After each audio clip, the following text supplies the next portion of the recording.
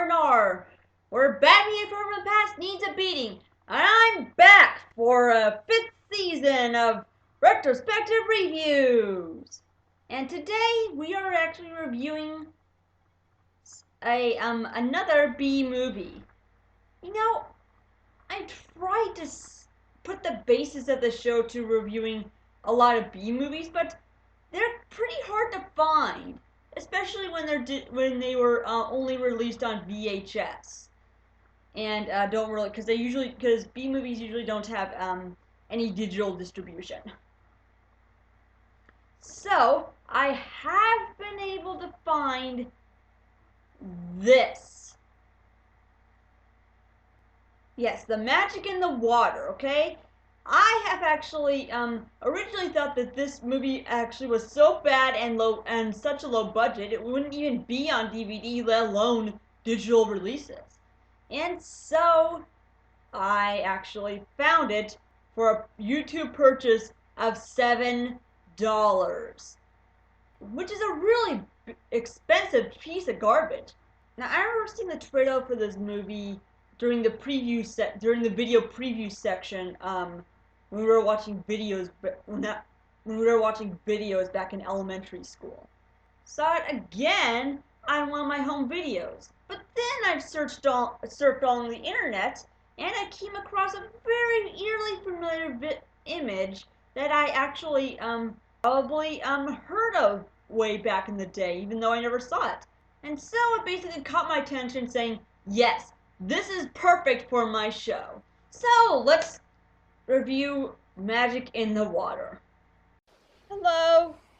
Yes, this is a low-budget movie directed by Rick Stevenson and produced by Triumph Films, which is widely known for direct-to-video film production and distribution.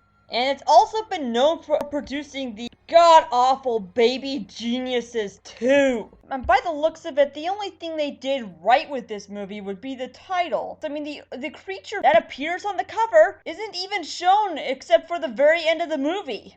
And because of this, the magic really must be in the water, because he's mostly represented by a talking whirlpool. And we start off the movie with someone looking into the mysterious moving water. The monster, he's real. He ate my cookies. How would you know that? Were you not there when he ate the cookies? I mean, how could a large creature actually go through there without being unnoticed? Oh, I know. The low budget of the special effects team. That's how. Yeah, so we start off with our main characters, Ashley and her brother, who are vacationing in British Columbia with their father being a psychologist. No clue why he's on leave. It's probably the broken healthcare system in America that brought him up here on free vacations. I'm Joe Pickletrout, your property manager. Wait, Joe what? Joe Pickletrout. Joe Pickletruck? Pickletrout. Well, that explains the car you drive. And cut your damn hair! You look like a Mrs. Pickletruck. And yes, the monster's name is Orky. Ooh, wow, the entire town's economy must center around this Canadian Loch Ness monster. Who are those one-armed dudes? They're the Hardy brothers. They were working on the docks at the mill one night when Orky leapt right out of the lake and took an arm off each of them. They follow right behind him, waiting for the right moment to get revenge. And I'm guessing these two guys are the main villains of the movie, am I right? Whoa, doesn't that sound familiar? Yes, the one-armed brothers are dumping it into the lake for having their arms bitten off by the creature, which is making the creature Orky incredibly sick and dying. Man, the EPA must really hate these guys. They probably came up here after being kicked out of West Virginia. Are you sick?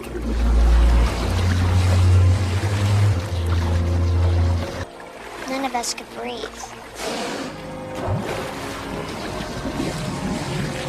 How about some subtitles, you dipshit? I mean, it's bad enough to actually put out moaning lines and have her somehow understand what he's saying, but we can't even make out what he's saying.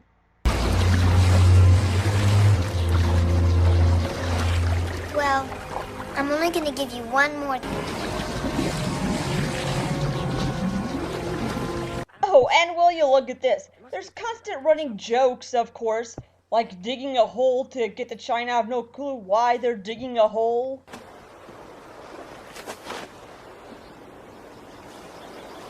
China?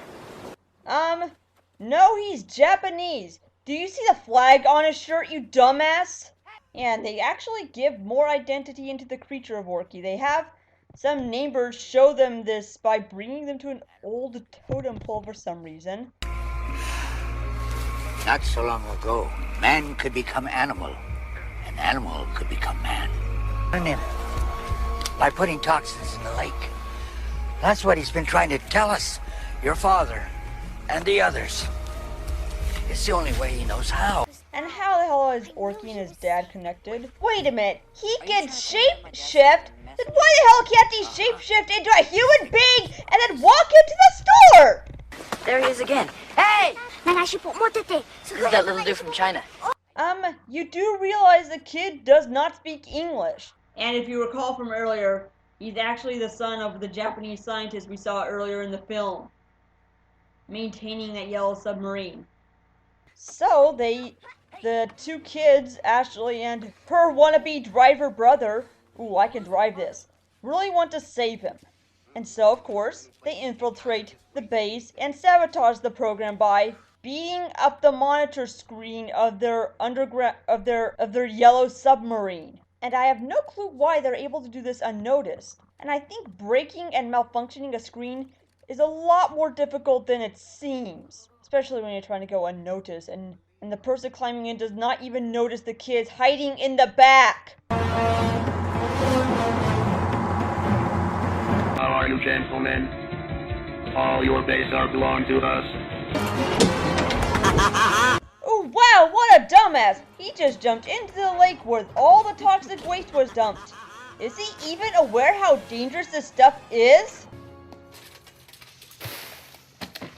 This is the only part they see Orky. Okay, it's just a cheap animatronic where he's basically in his cave dying. I mean, what's the purpose of making a creature flick where you don't show the creature for the vast majority of the movie? If you have a low budget, like me, do not make a creature flick because doing so would actually be pretty expensive. Come on, no. Please, no. Orky, I won't let you die. Oh no, this is the only time we've actually seen a decent shot of you because the special effects department could not afford an animatronic or CG creature to put in the cave, and he was only stationary for the whole time.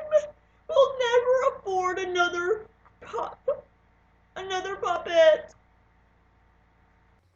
And guess what? He comes back to life by a lightning strike. So their old neighbor comes to the totem pole and somehow summons a lightning strike that strikes into his hole and brings him back to life. Oh, bullshit! The writers just want to sugarcoat this with the death doesn't exist bullshit. It's the Digimon excuse all over again.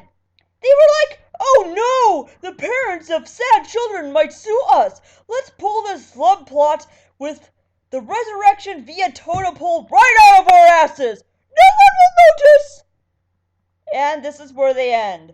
She noticed the Oreo cookies are eaten, and she celebrates with joy, assuming that Orky is alive, even though they haven't checked.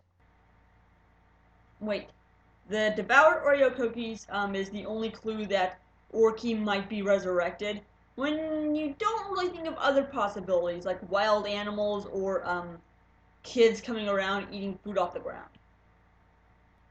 And that's the end of Magic in the Water. What a piece of garbage. The toxic waste in this movie that was being dumped into the lake pretty much sums up with what this movie is, and why the filmmakers would actually cite for such a high price for a very low quality piece of shit. Anyway, why do all these bad low budget movies have the word magic in their name? Pickle trout.